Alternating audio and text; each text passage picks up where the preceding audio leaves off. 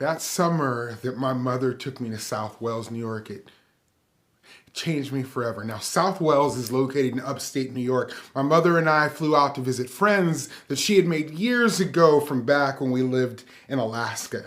They had a son named Scotty, who was my age, so it was perfect. Now, I don't know if you know much about upstate New York beyond the fact that it's the setting for Dirty Dancing, which is a cinematic masterpiece. But it's pretty amazing when you're a 10-year-old kid who's never lived near trees. So we got in pretty late in the evening, and when we arrived, Scotty was outside in the backyard with a flashlight. "Come on," he said. He was excited, handing me a flashlight.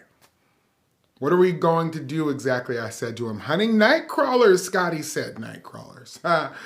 We stayed out there hunting these large worms until our mason jars were full. The next day, Scotty and we just walked out the back door down to a raging creek that ran through his backyard, and we fished all day using those night crawlers. Now, I was astonished. In Las Vegas, we didn't have forests like this, or freshwater rivers, or creeks, or, seasons. And as a 10-year-old kid, this was the coolest thing I had ever done. It wasn't even close. After a few days, I don't mean to brag, but your boy learned to catch some fish. And one day was particularly good, and we both caught a bunch. We felt like superheroes. I called myself Blackaman. "Come on," Scotty said to me, "let's go show some friends." And so we walked around this tiny upstate community, going from door to door to invite his friends out to see what a haul of fish we had caught. Now, the first door that we went to, the parents didn't let us in and wouldn't let their kid come out. The second door, the parents said the same thing, that so-and-so couldn't come out right now. And it was a small town, so I figured, maybe they just don't like visitors or people from out of town. The third house, we stood out on the front porch, excited, holding our fish and grinning like idiots. And the mother stood at the front door looking at us through the screen door. "Well, Scotty, you can come in," she said calmly.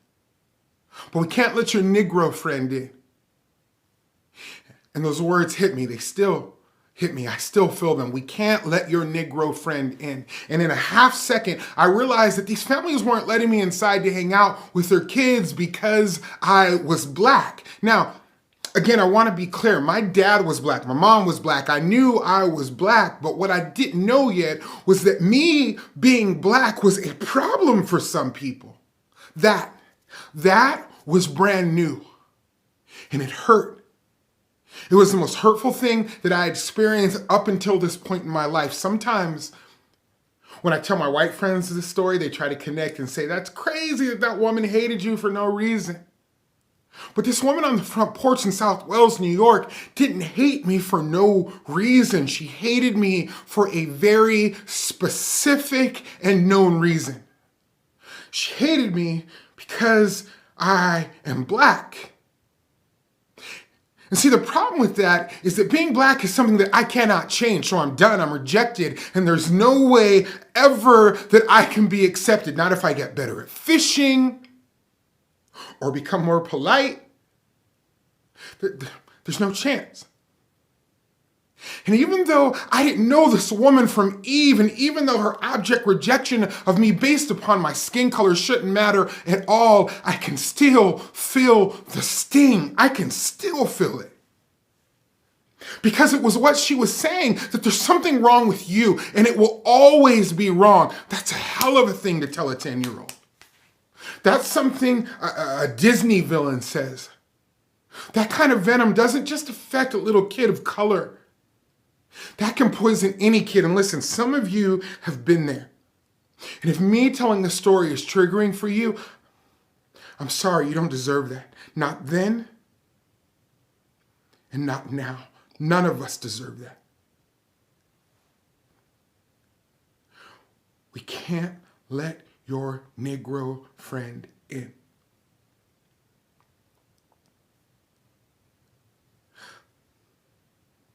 That summer changed my life. It was a story that I never forgot.